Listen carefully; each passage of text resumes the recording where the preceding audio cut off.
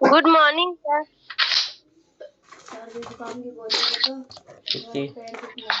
Good morning Nisha. Good morning sir ji. Nisha. Good morning Govinda. ये पेट की दो, सर्दी जुकाम की दो, 10 रुपए। Good morning sir.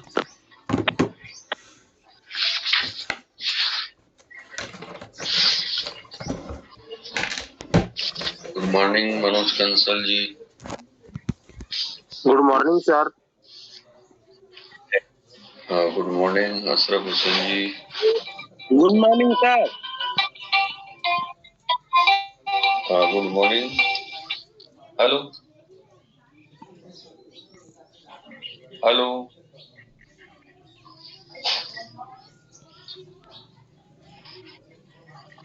हेलो। हाँ हाँ बोलो। नहीं बनने थे वो की जगह हम सही, तू तेरी जगह हम सही रहे। हाँ तो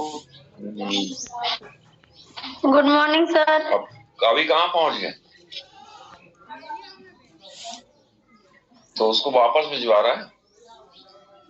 ठीक हो, लाल वाला ले जा लेना ना हमारा।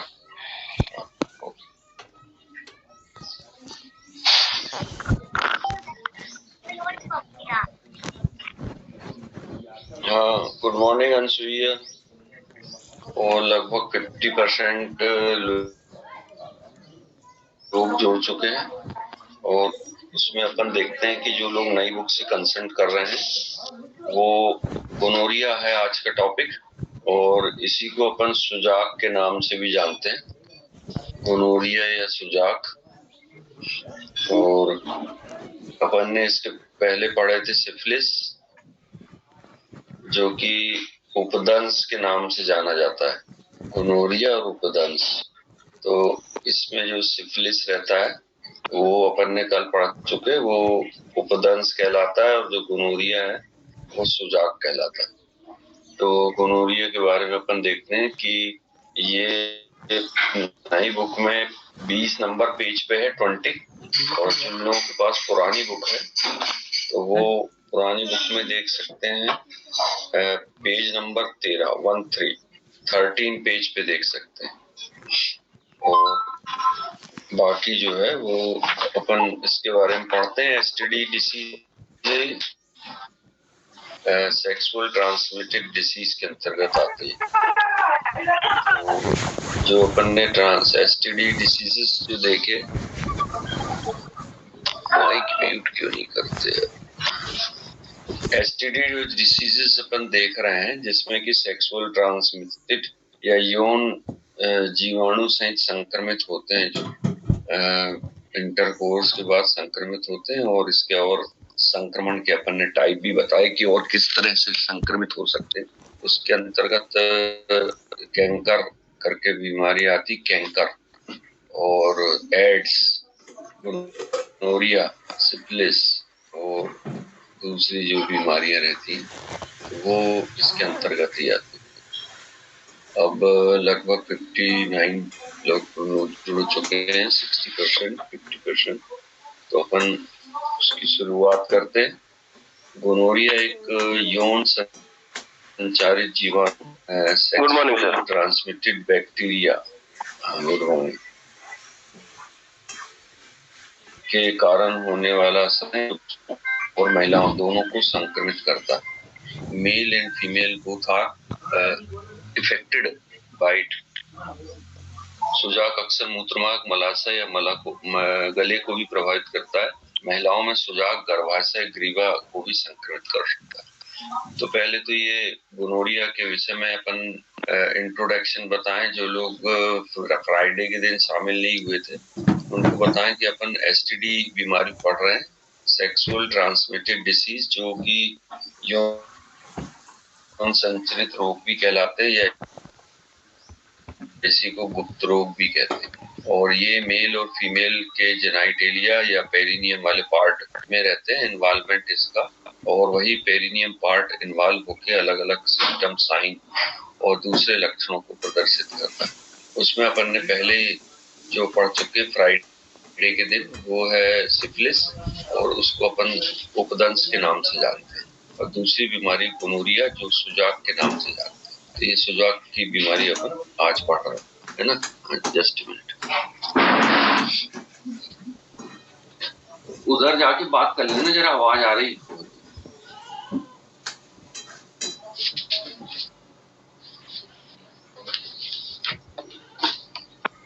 तो उसी में अपन गोनोरिया को का परिचय ले रहे हैं कि ये यौन संचारित जीवाणु या सेक्सुअल ट्रांसमिटेड डिसीजेज है।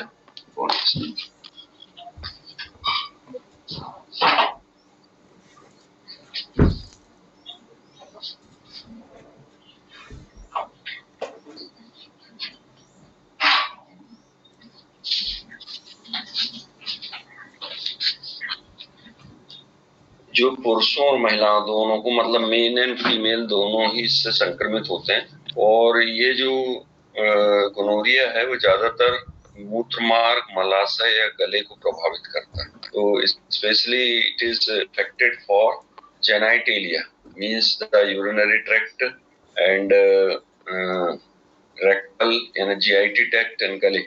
गले को इसलिए प्रभावित करता है क्योंकि गले में म्यूकस मेम्ब्रेन रहती है। वो म्यूकस मेम्ब्रेन में सबसे ज्यादा इसका इफेक्ट होता है, जबकि महिलाओं में सुजाक, गर्भाशय, ग्रीवा को भी संक्रमित कर सकता है। महिलाओं में, फीमेल में जो है ये गर्भाशय या यूट्रस को भी इफेक्टेड कर सकता है।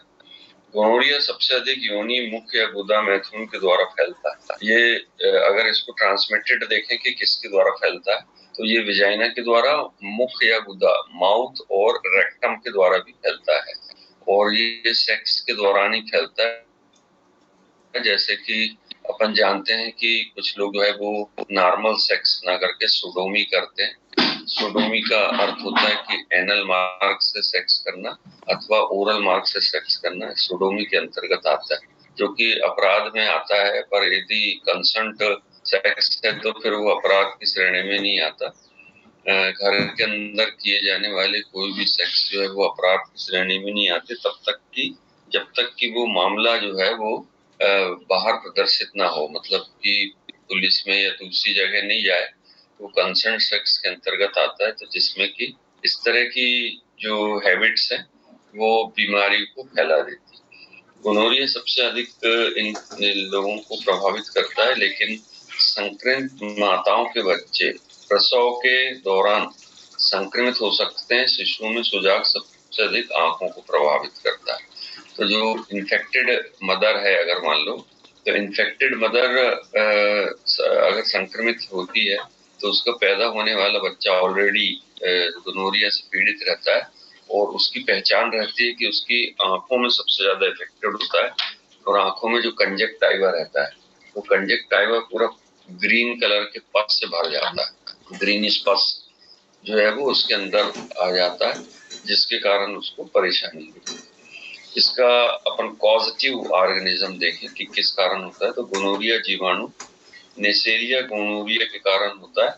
मौखिक, गुदा या योनि संभोग सहित यौन संपर्क के दौरान गोनोरिया का बैक्टीरिया अक्सर एक से दूसरे व्यक्ति में चला जाता है। और नेसेरिया गोनोरिया, इसका जो पॉजिटिव ऑर्गन है, हाँ, वो नेसेरिया गोनोरिया।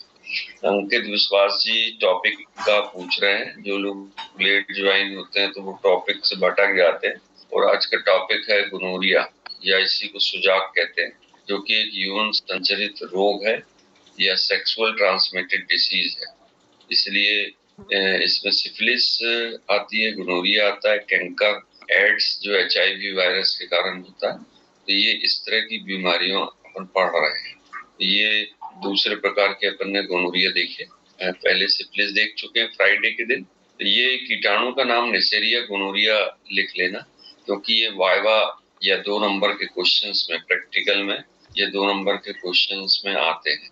तो 2 नंबर के क्वेश्चन में जो आते हैं, जो ऑब्जेक्टिव टाइप अपन कहते हैं वस्तुनिष्ठ प्रश्न, तो ऑब्जेक्टिव टाइप में जो रहते हैं उसमें काजेटिव ऑर्गेनिज्म लिख देते हैं कि गोनोरिया का काजेटिव ऑर्गेनिज्म क्या है, और 4 लिखे रहते हैं, उसमें से एक अपन को छांटना पड़ता है, तो इसका कारण नेसेरिया गोनोरिया का है।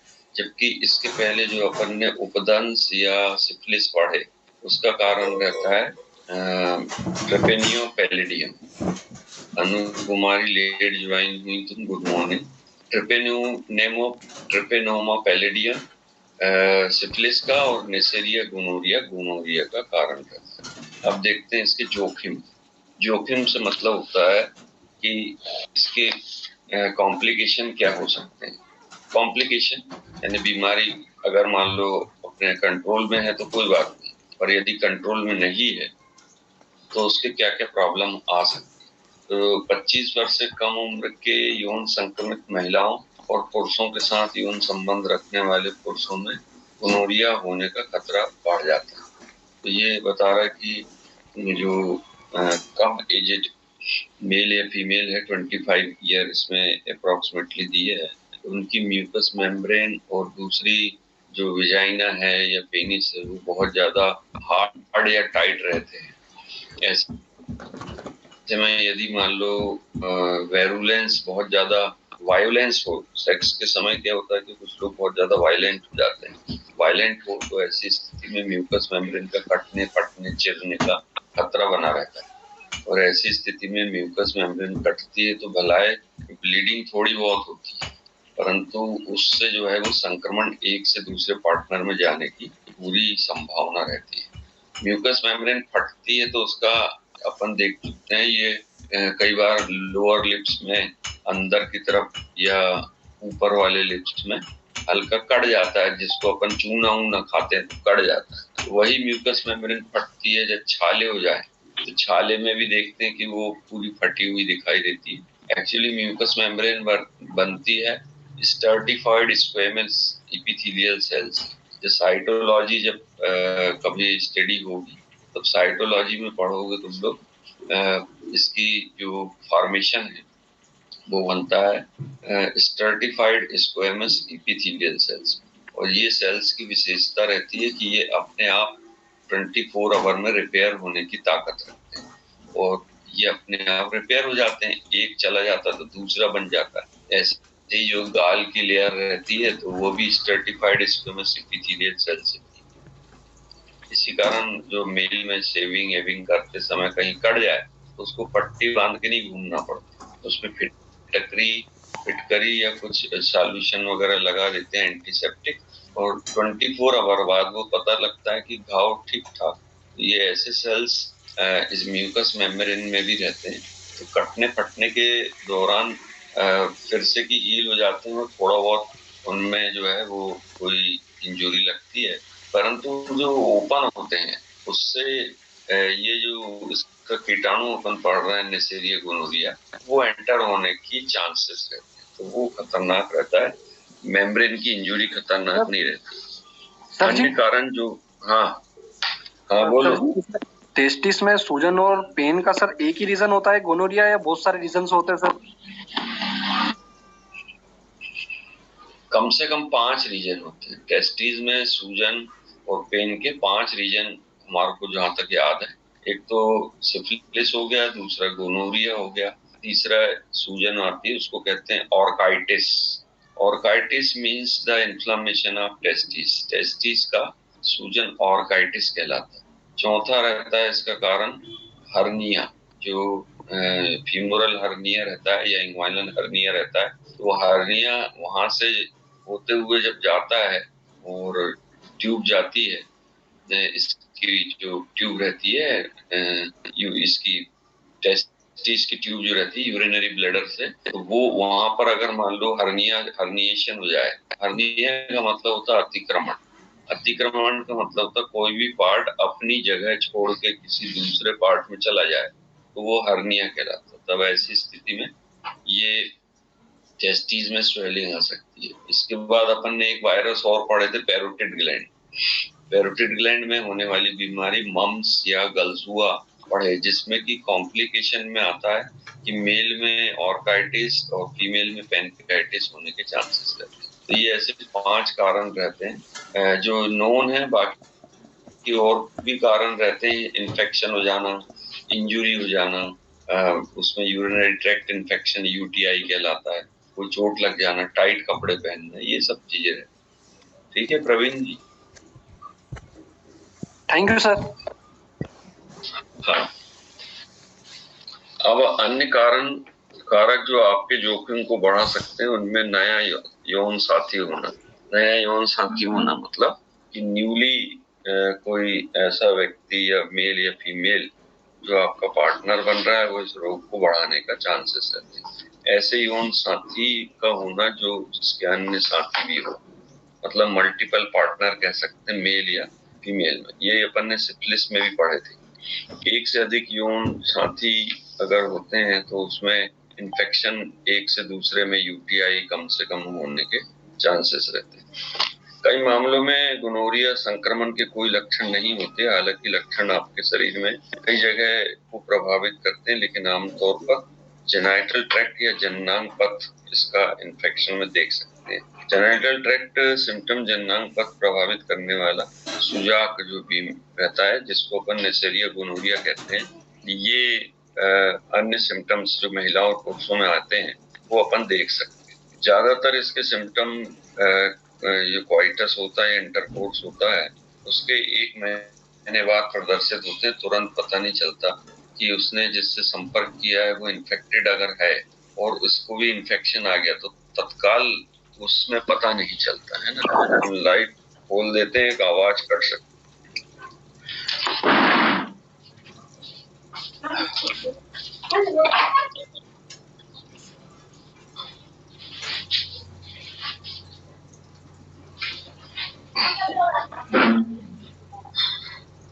क्या है कि वाईफाई दूसरे कमरे में है और बगल वाले में, तो वहां अगर दरवाजा बंद कर दो तो वो वाईफाई ओवर होने लगता है नेटवर्क।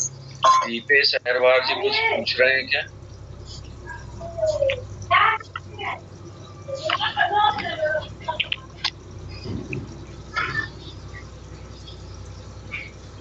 ठीक है, अब देखते हैं अपन इसके सिम्टम्स, ये किस टाइप के सिम्टम्स क्रिएट करता है। तो पुरुषों में जो जैसा हमने बताया कि ज्यादातर इसके जो सिम्टम्स हैं वो 1 महीने, 42 दिन, 45 दिन बाद क्रिएट होते हैं। तुरंत कुछ पता नहीं चलता। कई मामलों में संक्रमण होता है और पेशेंट जो है वो गोपनीय रूप से गुप्त रोग रहता है, इसलिए गोपनीय रूप से उसको किसी को बताता नहीं है। फिर भी ऐसे में देखते हैं अपन कि कौन कौन से सिम्टम्स आते हैं। तो पुरुषों में मूत्र त्याग करने में दर्द, जिसको अपन कहते हैं डिसयूरिया। डिसयूरिया का मतलब होता है पेनफुल यूरिनेशन, पेशाब करते समय दर्द होना, डिसयूरिया। दूसरा, लिंग की नोक में मवाद जैसा निर्वहन, जो सामने वाला पार्ट रहता है पेनिस का, उसको हम कहते हैं glans penis, GLANC, glans penis. तो वो पार्ट जो है वो स्वेलिंग भी आ जाती, सूख जाता है, और साथ ही साथ जो है वो उसमें जो टिप रहता है वहां से मवाद जैसा पार्ट भी निकल सकता है, जो ग्रीन या येलो कलर का हो सकता है। थर्ड रहता है एक अंडकोश में दर्द या सूजन, मतलब यूनिलैटरल, एक अंडकोश यानी यूनिलैटरल टेस्टिकुलर पेन, और उसमें पेन और सूजन हो सकती है।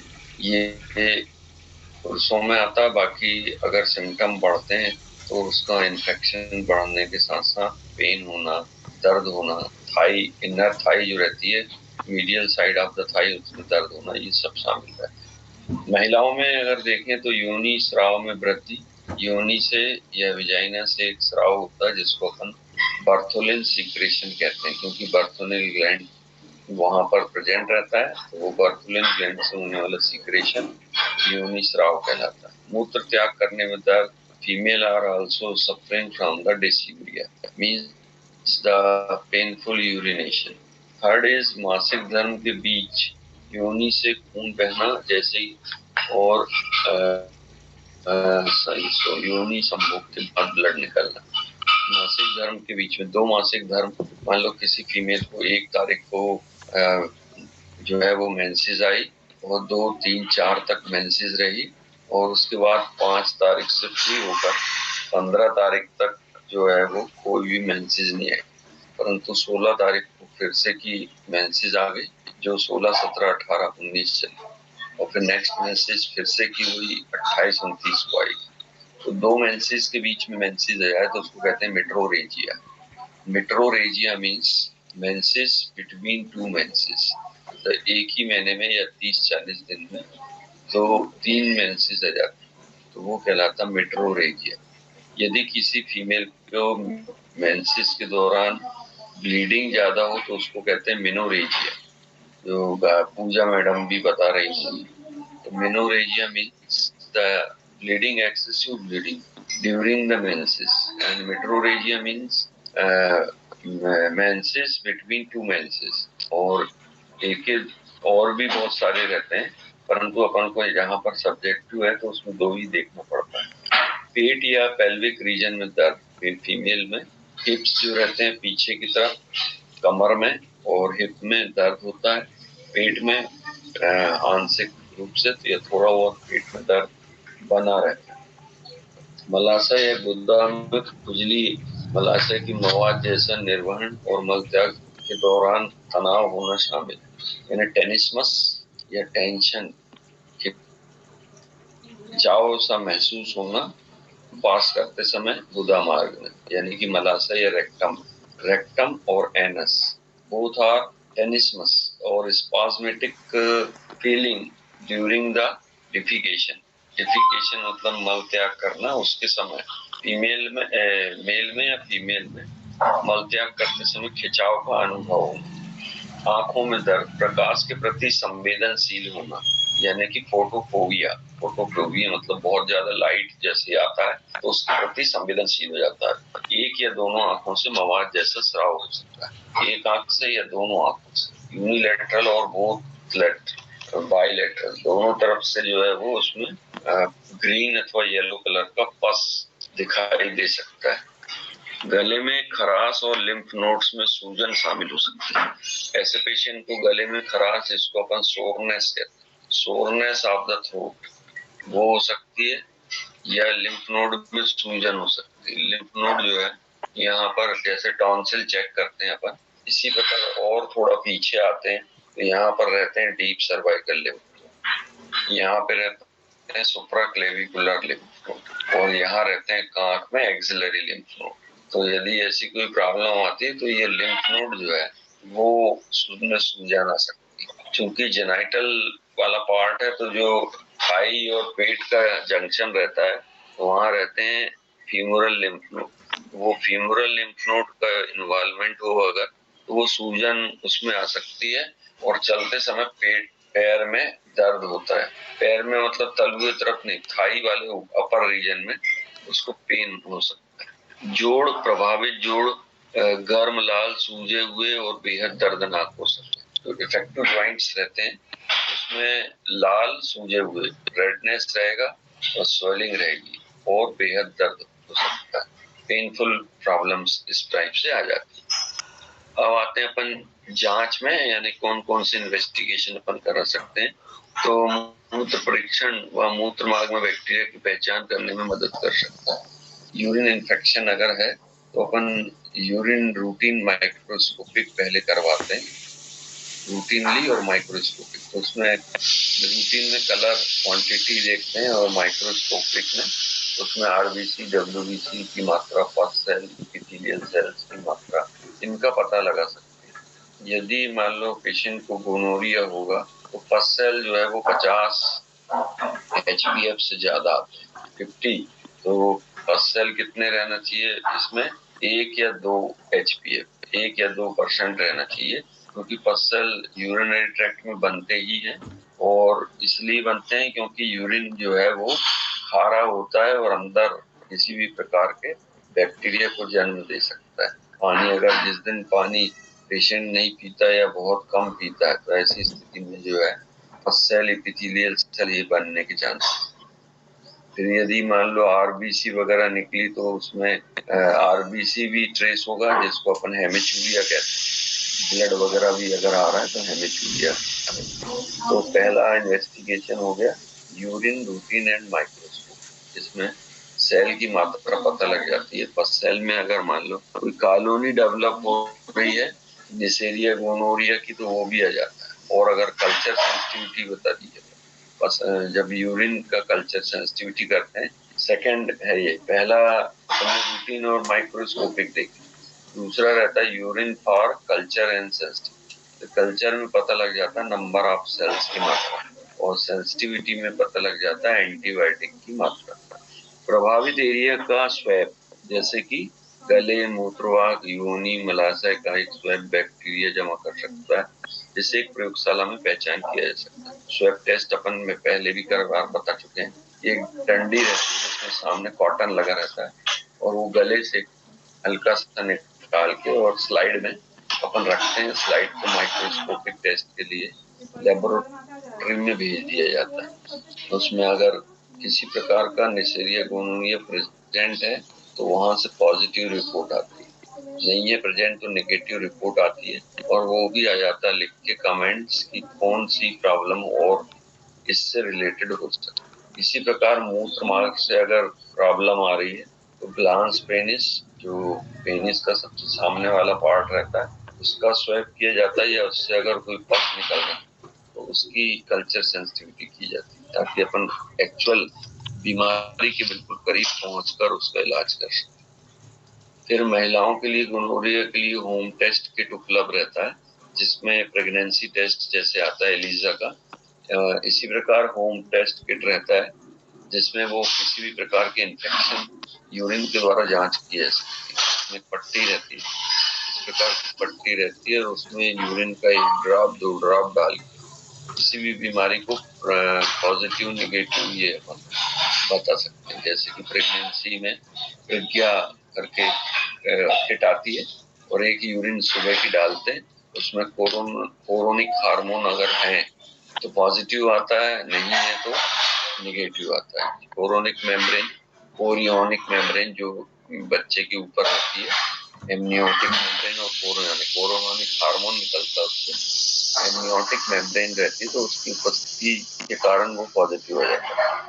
तो लास्ट टेस्ट है VDRL टेस्ट, ये अपन ने सिफिलिस में भी किए थे। VDRL, जिन लोगों को नहीं मालूम उनको बताएं कि विनरल डिसीज रिसर्च लैब कहलाती है।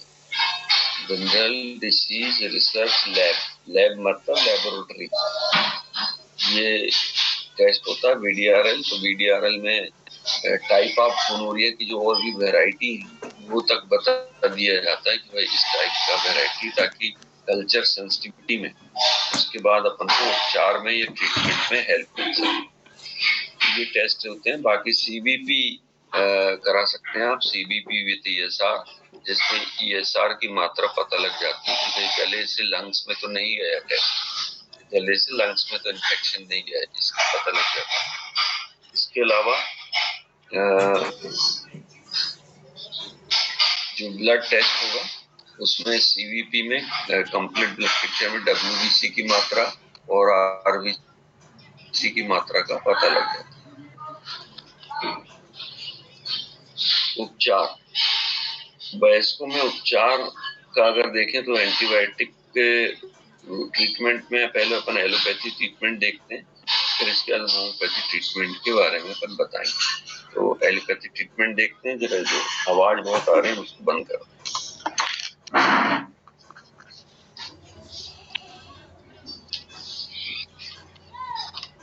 एलोपैथी ट्रीटमेंट के लिए एंटीबायोटिक उपचार जैसे डॉक्सिसिलिन 100 mg BD × 14 डेज देते हैं। ये एक एंटीबायोटिक है। ये पहले भी अपन कई लेक्चरों में बता चुके हैं, और डॉक्टर श्याम ने भी बताए होंगे कि जो कम्युनिटी में ट्रीटमेंट रहता है वो प्राइमरी ट्रीटमेंट के अंतर्गत आता है। बाकी जो लोग प्रैक्टिस करते हैं या जिनको एक्सपीरियंस है कि भाई कौन सी मेडिसिन या एंटीबायोटिक से लाभ होगा तो वो दें। अगर किसी को नहीं होता तो फिर ये doxycycline actually gram negative 3rd grade की मेडिसिन रहती है। हाई ग्रेड की मेडिसिन में जो आती है कैल्शियम पोटेशियम का क्लिविनेट या जेंटामाइसिन, ये सब अपन देते हैं। परंतु मेडिसिन का नाम फिर से हम बता देते हैं, डॉक्सिसिलिन कैप्सूल, DOXYCYLINE।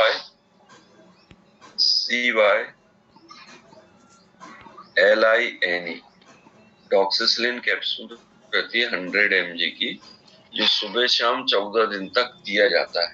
ठीक है।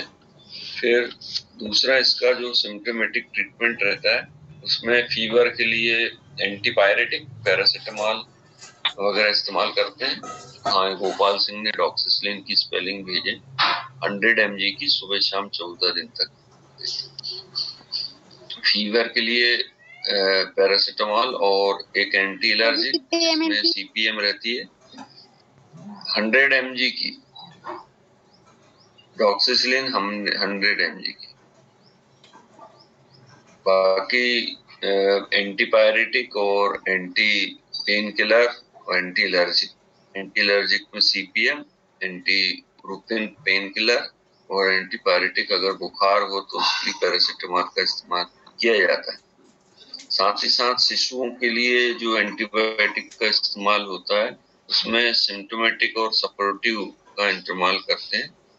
और साथ ही साथ उसको डॉक्सिसिलिन का सिरप भी आता है, तो सायरप फॉर्म में देते हैं। उसकी मात्रा बच्चे की वजन और उम्र के ऊपर डिपेंड करती है। तो वो शायद 15 mg या 10 mg के डोज है पर केजी बॉडी वेट, इस तरह से उसको देते हैं। इसमें होम्योपैथिक उपचार बहुत इम्पोर्टेंट है। तो उसमें होम्योपैथिक उपचार में पहला है मेडोराइनम। ये स्पेशली जैसे एलोपैथी देने के बाद जितने भी सिम्टम्स रहते हैं वो दब जाते हैं या कुछ समय के लिए खत्म हो जाते हैं, परंतु पूरा उसका वो नहीं जाता, इफेक्ट नहीं जाता, तब होम्योपैथी की तरफ कदम रखते हैं। तब मेडोराइनम इसकी दवाई रहती है। पेशाब करते समय मूत्र मार्ग में जलन के साथ मूत्र मार्ग की सूजन, मूत्र में प्रिय गंध आना मतलब की स्मेल, और पुरुषों में मूत्र मार्ग से पतला तरल मिश्रित सफेद बलगम जैसा पीला पीप प्रकट होता है, तो उसमें दिया जाता है। और फीमेल में मूत्र मार्ग में दर्द के साथ गाढ़ा तीखा योनि स्राव जिसमें कि मछली जैसी गंध आती है, वैसा अगर गंध आए तो मेडोराइनम दवाई बहुत अच्छी मेडिसिन है, जो 30 और 200 पोटेंसी में दी जाती है। इसका नाम स्पेलिंग हम बता देते हैं मेडोराइनम का, MODIRAHNIUM,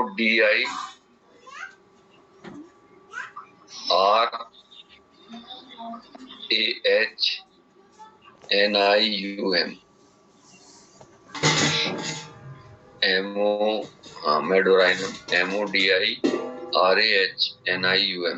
राजेश गुर्जर जी ने स्पेलिंग लिख के भेजे। तो मेडोराइनम मेडिसिन स्पेशली गोनोरिया और सिफिलिस की ही मेडिसिन है। और इसमें ये जो कंडीशन अपन ने बताए, मूत्र बहुत ज्यादा होना, पेशाब में गंध आना, जलन होना, फीमेल में जो है वो योनि से स्राव होना, ये सभी कंडीशन में 30 और 200 पोटेंसी की 4-4 गोली दिन भर में 3-4 बार 1 हफ्ते तक देते हैं। तो पेशेंट से उसका रिजल्ट पूछते हैं कि क्या कितना आराम हुआ। अगर उसको आराम नहीं होता है तो फिर दूसरी मेडिसिन देखते हैं पर नाइट्रिक एसिड। नाइट्रिक एसिड में पुरुषों में मूत्र मार्ग से पीले हरे रंग का स्राव, गोनोरिया के लिए नाइट्रिक एसिड सहायक होता है। नाइट्रिक एसिड चूंकि एसिड इसमें रहता है, तो कभी कभी डिस्चार्ज में खून के धब्बे हो सकते हैं। मेल में अगर मान लो जो डिस्चार्ज होता है सीमेन का, तो उसमें हल्का सा ब्लड भी दिखाई दे सकता है। पेशाब करते समय तेज दर्द होता है पुरुषों में। मूत्र मार्ग में खुजली भी चिन्हित है।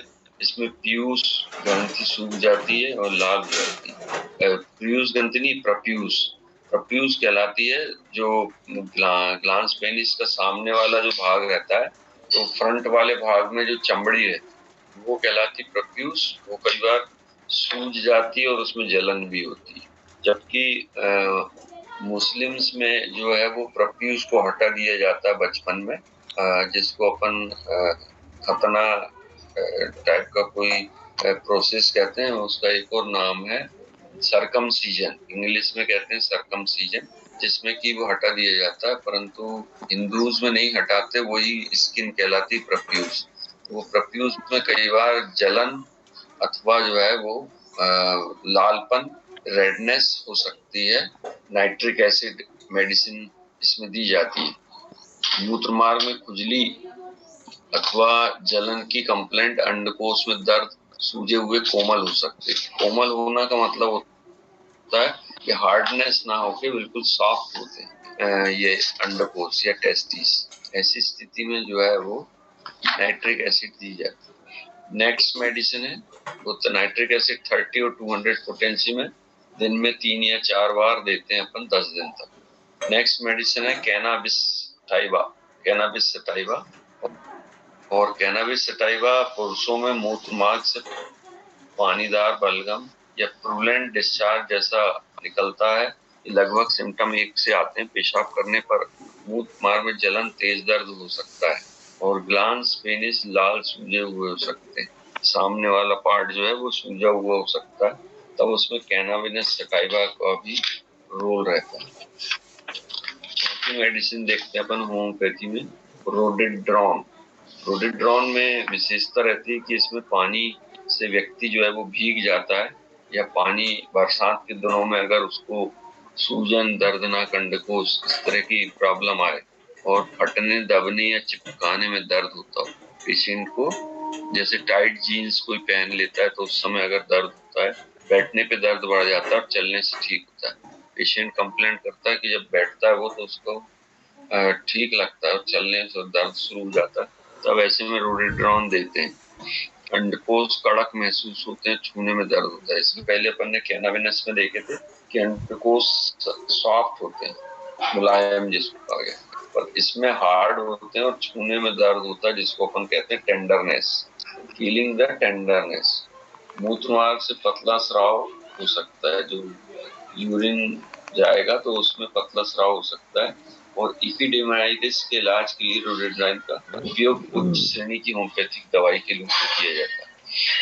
इपिडिडाइमिस जो स्पर्म को लेके जाती है अंडकोश से लेके पेनिस तक, वो ट्यूब का नाम है इपिडिडाइमिस, और उसी ट्यूब को काटते हैं तो वो ट्यूबोक्टॉमी कहलाती है, सॉरी वेसेक्टॉमी, जिसमें कि वासा डिफरेंस और इपिडिडाइमिस ये सब उसी के अलग अलग पार्ट के नाम रहते हैं। तो उसमें इपिडिडाइमिस जो है वो हल्की सी ऐसी टॉटरस या सर्पीला आकार की दिखाई देती है। उसमें अगर स्वेलिंग की कंप्लेंट होती है, पेशेंट को टेस्टिस छूने में बहुत तेज दर्द होता है, तब ये रोडेड्रॉन मेडिसिन का उपयोग किया जाता है। अगर सोनोग्राफी कराओ तो उसमें भी स्वेलिंग की कंप्लेंट आती है कि इपिडिडाइमिस में स्वेलिंग। नेक्स्ट मेडिसिन देखते हैं कैंथ्रिस। ये ऊपर वाली मेडिसिन रोडेंड्रॉन, ये भी 30 to 100 पोटेंसी में 4 बार दे सकते हैं दिन भर में 7 दिन तक। कैंथ्रिस जो दवाई रहती है वो खासकर जलन के लिए रहती है, कि स्पेशली पेशेंट कंप्लेंट करे कि उसको यूरिन में जलन होती है, स्टूल पास करने में जलन होती है, गले में, थ्रोट में बर्निंग होती है, पेशाब करते समय बहुत ज्यादा रुक रुक के पेशाब आती है और दर्द बहुत ज्यादा होता है, ऐसा काटने वाला तेज प्रकृति का, और बार बार यूरिन पास करने की इच्छा होती, मतलब कि multiple time of the urine otherwise dropping शुरू हो जाती है, मतलब कि अगर नहीं जाएगा वो तो यूरिन ड्रॉप उसके पेंट में ये प्रॉब्लम होती है। खड़ा होने पे, चलते समय पेशाब करने का आग्रह सबसे अधिक होता है। चलते समय उसको थोड़ी दूर जाएगा और उसको ऐसा लगेगा कि इसमें यूरिन पास करना चाहिए, तो वो बिना किसी संकोच के सड़क किनारे बैठ के यूरिन पास करने लगता है। पेशाब के दौरान दर्द और सर जैसे ये मेडिसिन है, अगर मान लो किसी को ये सिर्फ गोनोरिया की बीमारी भी नहीं है और उसको पेशाब में दिक्कत आ रही है, सर उसको दे सकते हैं सर? बिल्कुल ठीक, बिल्कुल दे सकते हैं। कोई जरूरी नहीं है कि उसको गोनोरिया या सिफिलिस भी हो। ये जो सिम्टम्स आ रहे हैं, इन सिम्टम्स में भी दे सकते हैं। तो ये पोटेंसी इसकी 30 और 200 रखते हैं कैंथ्रिस में। कैंथरिस में बस याद रखना है कि जलन बहुत होती है, दर्द होता है और साथ ही साथ पेशेंट को बार बार पेशाब लगता है। नेक्स्ट मेडिसिन है मर्कसोल, मर्क्यूरियस सॉल्विनियस इसका पूरा नाम है। मर्कसोल की जरूरत वाले व्यक्ति को यूरिन पास करना पड़ता, मतलब अर्जेंसी एंड फ्रीक्वेंसी। हाँ, कैंडिडियोल वगैरह लगाते हैं, मगर अभी अपन मेडिसिन पढ़ रहे हैं। तो मर्कसोल वाला नेक्स्ट मेडिसिन है मर्कसोल या मर्क्यूरियस सॉल्विनियस। मर्कसोल वाले व्यक्ति को यूरिन पास करने की जल्दी रहती है, मतलब कि फ्रीक्वेंसी एंड अर्जेंसी। फ्रीक्वेंसी का मतलब होता है बार बार यूरिन करना और अर्जेंसी का मतलब होता है जल्दी से करना। बाथरूम में कोई अगर घुसा हुआ है तो वो बाहर चला जाएगा, घर के पीछे आगे जाके और पेशाब कर देगा। पेशाब करने की प्रवृत्ति बहुत अधिक होती है, व्यक्ति को लगभग हर आधे घंटे में या 1 घंटे पेशाब जाना पड़ता है। ठंड के दिनों में ऐसा होता है घंटे पेशाब लगता है, परंतु इसका जो इन्फेक्शन रहता है मर्कसोल वाले व्यक्ति को, तो उसमें ठंड का दिन हो, गर्मी हो, बरसात, किसी भी सीजन में जो है बार बार पेशाब लगती है, पॉलीयूरिया जिसको कहते हैं। पेशाब करते समय जलन और काटने का दर्द इसमें भी आता है मर्कसोल, परंतु मर्कसोल को खासकर इसलिए देते हैं क्योंकि इसमें महिलाओं अथवा पुरुषों में जो है वो छोटे छोटे कट टाइप के घाव लग जाते हैं और उन घाव से पस बहने लगता है। वही मर्कसोल का जो है वो खास सिम्टम रहता है कि इसमें जो है वो पस जलन लाटपन ज्यादा होता है। तो उसकी 30 और 200 पोटेंसी 4 बार देने में 1 हफ्ते तक इसकी बीमारी ठीक हो जाती है। और जैसा कर्णवीर जैन बताया कि कोई जरूरी नहीं है कि सिफिलिस और गोनोरिया हो तो तभी ऐसे सिम्टम आए। ऐसे सिम्टम अगर कभी भी पेशेंट को आते हैं तो ये दवाइयां देने से उसको तुरंत लाभ होता है। अब अपन देखते हैं बचाव। डायबिटिक पेशेंट को बार बार यूरिन पास होते हैं। हाँ, वो पॉलीयूरिया कहलाते हैं। जस्ट कौन है?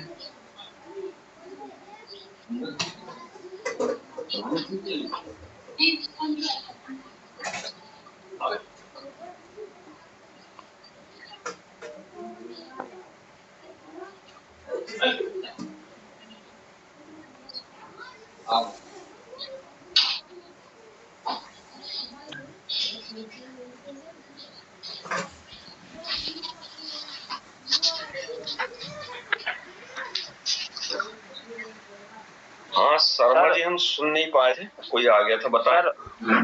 ऐसा सर बार बार यूरिन पास होता है तो उसको इसमें चला सकते हैं मेडिसिन को क्या?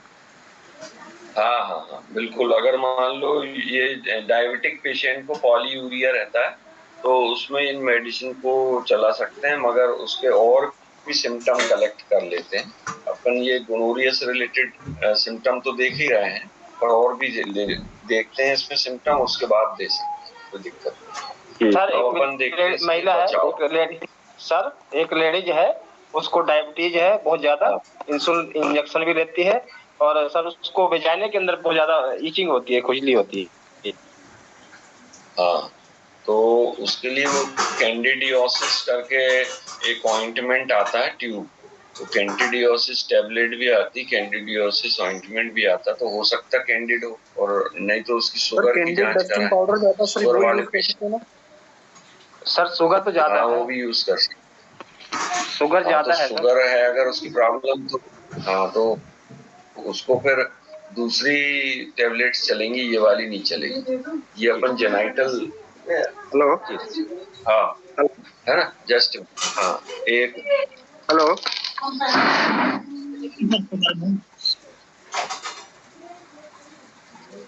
हम यहाँ पे रखते हैं, वहीं पे रहते हैं,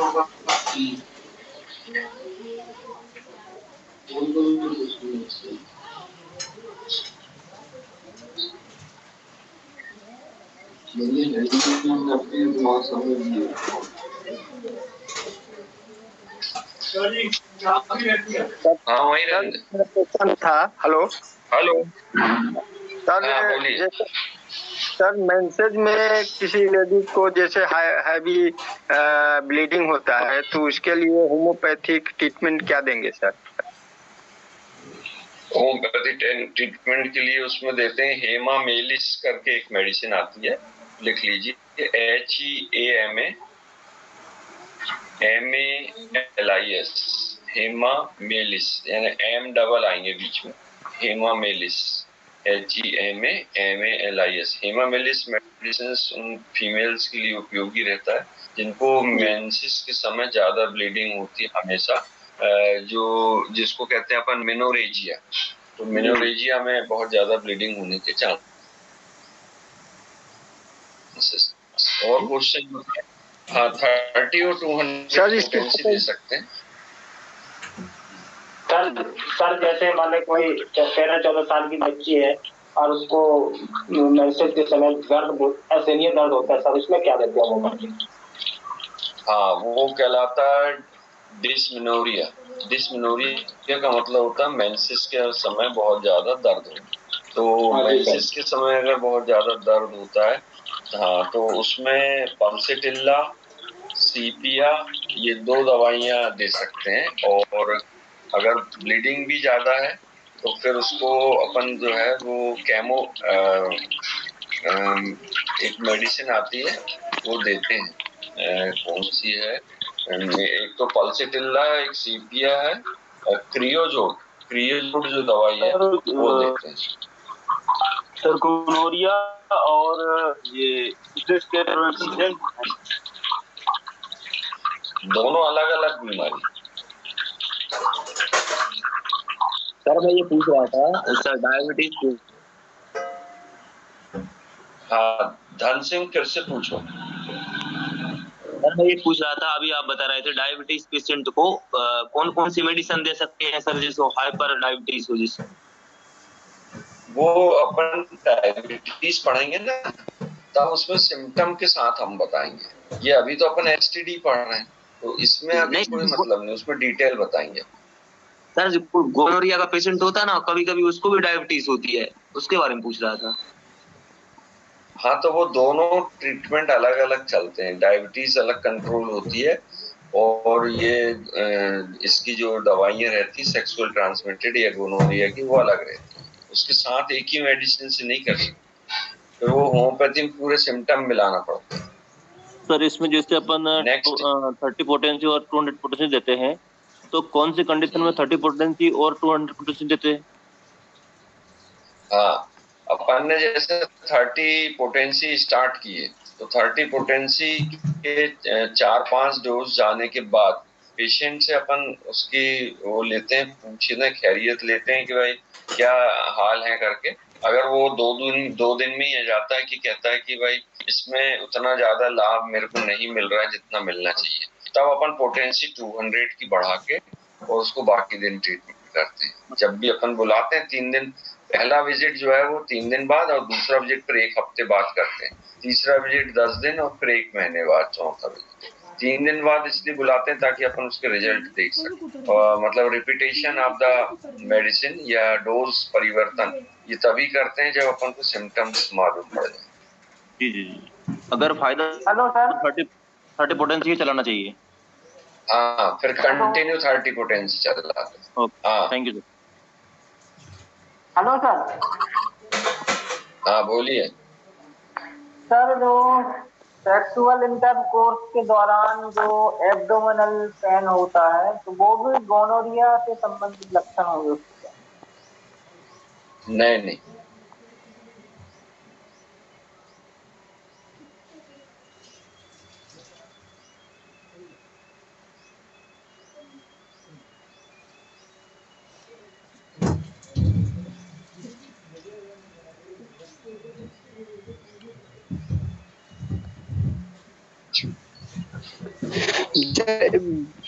जी सर, एक जने है वो कह रहे थे कि हमको ऐसा लगता है जैसे हमको चिरूना काट रहा है, लेकिन असल में वो जो है नहीं चिरूना, तो उसका सर क्या हो सकता है कारण?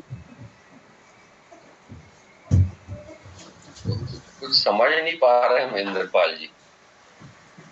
जी सर, ये बोल रहे एक जने लोग थे, पेशेंट थे, तो वो ये कह रहे थे कि सर हमको ऐसा लगता है जैसे हमको चिरूना काट रहा है। अच्छा। लेकिन असल में वो है नहीं चिरूना, क्या कारण हो सकता है? हाँ। अगर मान लो वो फीमेल है तो फीमेल के वेजाइना से निकलता है बर्थोलिन ग्लैंड का सीक्रेशन, जिसके कारण उसमें चुनमुनाहट या खुजली होती है। और अगर मेल है तो मेल में स्पर्म की मात्रा या बर्थोलिन ग्लैंड का इसका प्रोस्टेट ग्लैंड का सीक्रेशन रहता है, सीमेन जिसको कहते हैं। तो सीमेन की मात्रा बढ़ जाने के कारण वहां पर जो है वो इचिंग होने की प्रॉब्लम होती है, जो कि एक नेचुरल थिंग्स है, अलग से कोई बीमारी नहीं है। Next Sain Mansuri. Hello sir. Sir एक क्वेश्चन है, वो कंफ्यूजन है थोड़ा। एक यौन संचारित रोग कौन सा है जीवाणु जनित? तो सर उसमें ना सिफिलिस भी दिया हुआ है, हर्पिस भी दिया हुआ है और हेपेटाइटिस भी दिया हुआ है। इसमें से कौन सा होगा सर? हमें कैसे पता लगेगा कि यह जीवाणु जनित है या वायरस जनित है? हाँ, ये जो सिफिलिस आपने बताया वो यौन संचारित है, और बाकी हेपेटाइटिस बी या दूसरी जो बीमारी बताए स्किन की, तो ये जीवाणु से होती, बैक्टीरिया जिसको अपन बोलते हैं, बैक्टीरिया, वायरस और दूसरे जितने भी जीवाणु हैं, ये बीमारी अलग फैलाते हैं और ये सेक्सुअल अलग रहती है। सेक्सुअल में तो हमने बताया और उसमें एड्स भी है। हाँ, तो एड्स भी तो यौन संचारित है। तो एड्स हुआ, गोनोरिया हुआ। हाँ, कारण उसका वायरस रहता है, पर फैलता कैसे है ये यौन संचारित है। ठीक है, वायरस उसमें सबके अलग अलग है। जैसे एड्स में HIV वायरस है, इसमें सिफिलिस में जो है वो ट्रिपेनोमा पैलेडियम है, गोनोरिया में नेसेरिया गोनोरिया है। तो इसके ये कीटाणु अलग होते हैं, पर फैलते सब एक ही रास्ते से हैं, सेक्स के दौरान। ठीक है सर, मींस हमें पता है कि वायरस से फैला हुआ है या बैक्टीरिया से? हाँ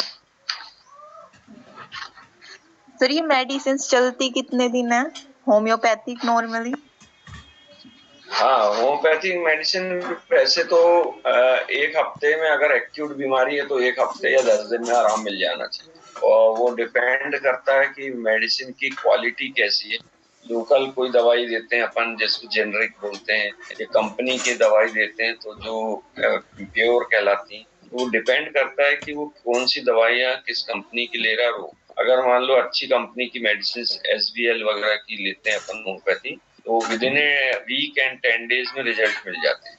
परंतु न्यू लाइफ है या डॉक्टर ब्रांडी है, डॉक्टर ब्रांड की दवाइयाँ रहती हैं जो पटना में बनती हैं, तो वो उनकी क्वालिटी थोड़ा सा कम हो जाने की वजह से फिर वो थोड़ा लेट इफेक्ट करती है, 1-1 महीने तक इफेक्ट करती है। अभी अपने भोपाल में न्यू लाइफ अच्छा काम कर रही है और काफी उसके रिजल्ट भी मिलते हैं, परंतु दूसरी दवाइयाँ जो है वो फिर दिक्कत करती है। तो इसी कारण अच्छी ब्रांड की दवाइयाँ लेके विदिन ए वीक ठीक करें। सर सिफिलिस ठीक है, अब टाइम हो गया। से भी चलता है क्या? हाँ, बोलो धन सिंह जल्दी।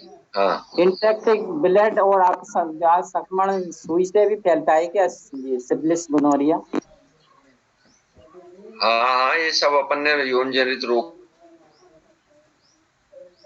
के फैलने का कारण। इन्फेक्टेड ब्लड है, नाई के द्वारा एक ही व्यक्ति से दूसरे व्यक्ति में जो है वो कर देना, ये सब चीजों से फैलता है। काफी उसमें बताए थे अपन ने, और अभी अपन खत्म नहीं हुआ है, अपन कल डिप्थीरिया पढ़ेंगे, हाँ उसमें भी बताएंगे।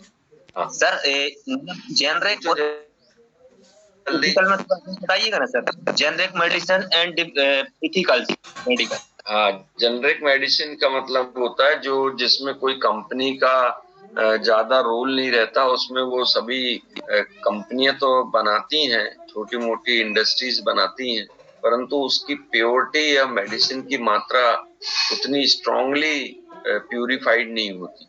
और जो बाकी मेडिसिन रहती है, कंपनी सिप्ला कंपनी, बहुत सारी कंपनी है, वो फिर उसकी गारंटी भी देती है कि उससे लाभ हो गई होगा। बाकी जेनरिक दवाइयां इससे भी लाभ होता है, परंतु ये है कि थोड़ा सा सस्ती भी आती है और देर से लाभ होता है, बाकी हो जाता है उससे।